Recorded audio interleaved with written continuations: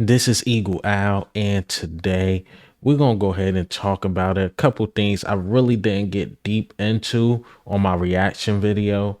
But we're gonna talk about Jason Kelce frustration, why he was frustrated on the sideline. Also, we're gonna talk about Bradley Roby, got a few stats, and he looked good. I'm not gonna lie, he definitely looked good. But let's just get into the Eagles news and let's get straight into it. All right, so before we get into the topics, I got to talk about AJ Brown just a little bit, right? Just a little bit. How big was the drive at the end of the first half? And the one-handed catch, do you practice that stuff? Yes, I do practice it all the time, and I do get in trouble when I drop it in the walkthrough. But most like me just messing around in the walkthrough, man. I just try to catch every ball with one hand, and I don't try to do that in a game. That's not what I'm trying to do at all. But you're walking and walk through. Yeah, I'm walking and walking. So it's not, But this past Friday, I got in trouble because there was too many balls on the ground. I dropped like three balls trying to catch the ball with one hand in practice, but I didn't even know I had the ball in my hand when I caught the ball in the game. So yeah. But that drive was huge, right? I mean, Yeah, feel the momentum change Yeah, after the that? momentum definitely changed. We went up at halftime, and then the defense came out, doing their thing. So it was definitely huge, and it changed the momentum of the whole entire game. How cool. These were his stats for the day, or yesterday, I should say. He had 6 receptions, and it didn't feel like it. It felt like he had more, right? But he had 127 yards, and no touchdowns. He was only targeted 8 times this game, but he made the most of his targets. And AJ Brown been cooking this 3 straight weeks with 100+ yards. I think over 120+ yards 3 straight weeks, if I'm not mistaken. I think it's that. But AJ Brown been on a tear, man. He been on a tear, and it felt like Jalen Hurts wasn't even targeting him as much. But when he did, it was like big gains, like huge gains. So AJ Brown, man, I said this last year. AJ Brown legacy, he will be one of the best, if not the best, Eagle receiver in history. I said it last year. No way, this and that. We had T.O., this guy, that guy. I'm telling you, to put on an Eagles uniform, I believe it will be AJ Brown. I believe Smitty will be a close second. Smitty will break records in other ways, but to me, overall, I'm telling you, man, AJ Brown is just different. That's why, I mean, shout out to, I don't want no beef with no other content creators, but that's why when it was stuff going around like we should trade AJ Brown because he caught a hissy fit on the sideline, I thought it was a bit ridiculous. I get us Eagles fans sometimes, but AJ Brown is just a different human being. I mean, he's a locomotive at wide receiver. Like he's big enough to play linebacker or something like that, but he's a wide receiver and a dude that's just simply hard to bring down. That's why I thought Tennessee was just crazy. They had Derrick Henry, who's hard to bring down, and you had a locomotive at wide receiver. Hey, man. What they say, another man's trash is another man's treasure. That's the saying. All right, so let's get into the next topic. Jalen Carter, man. Jalen Carter was just dominant, and I like how he thanked the Eagles fans that came to LA, and he credited them a lot. But let's listen to this clip. Very good. Starting off the game, they was getting the ball out pretty quick, and we analyzed that as a D-line and realized that they trying to move fast, get us tired. So we need to either get faster rushing, or that's it. Just get back there faster. And that's what we did. How did you get faster rushing? How were you guys able to do that? We had really learned our snap. We had a lot of fans out there, so it was loud. So they had a little hand movement on the snap, and it was really like the second time they threw it is when they was going to snap it. And I used that as a point or whatever, and I used that to get off faster. So the fans kind of helped you with that? Oh yeah, the fans help for sure. The Eagles fans help every week. It's always packed. Away game, home games, whatever. Your first game. All right, so you heard Jalen Carter, like credit to the Eagles fans, man. They showed up, showed out. I said Sam Bradford, Matthew Stafford. had to change up like his snap count because it felt like a away game for them. And LA is just simply not a football town. They love their baseball and they love their basketball. Shout out to my Lakers, but they not a football town. That's why it was easy for the Eagles to just take over their stadium. Simple as that. We get love on two coasts, East Coast and West.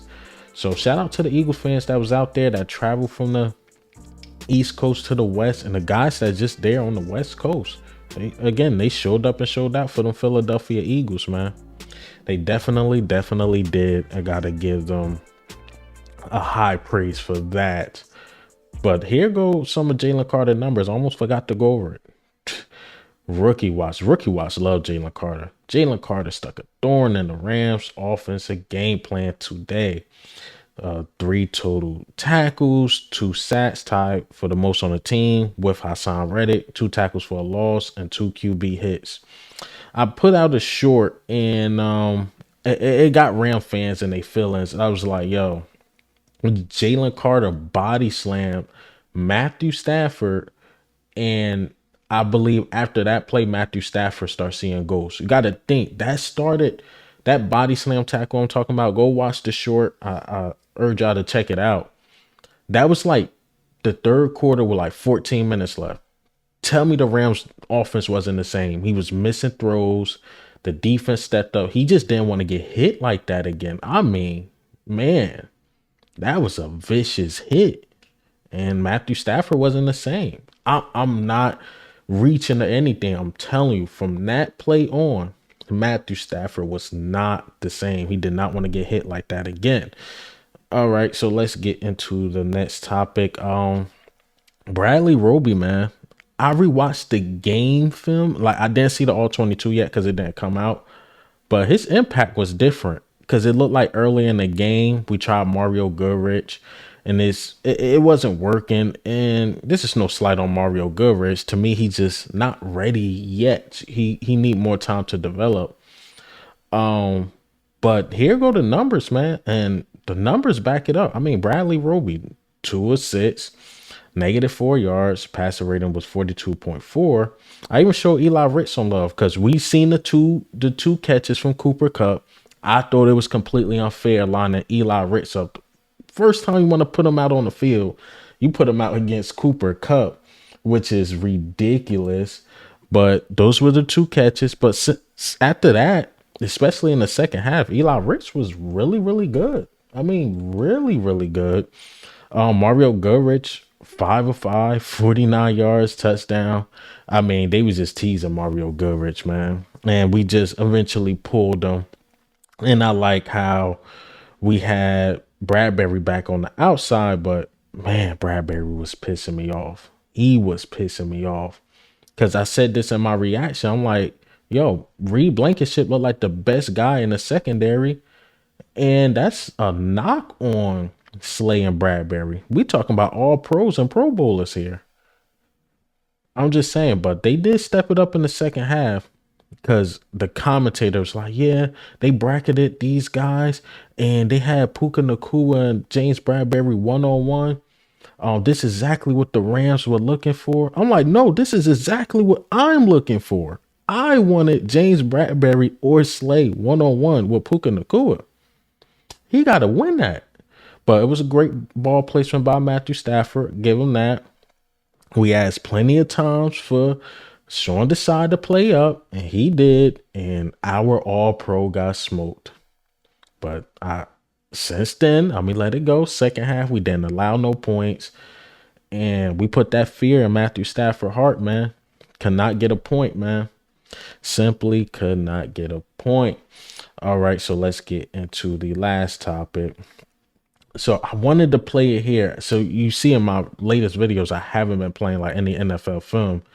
Like it would go through, but then YouTube would come back like 2-3 days later, like hey, remove that and all this stupid stuff. So the video, when I go back and look at it, looks super choppy. But back on topic. So everybody know Kelce got frustrated. It was some in the RedZone. I think it was a QB call.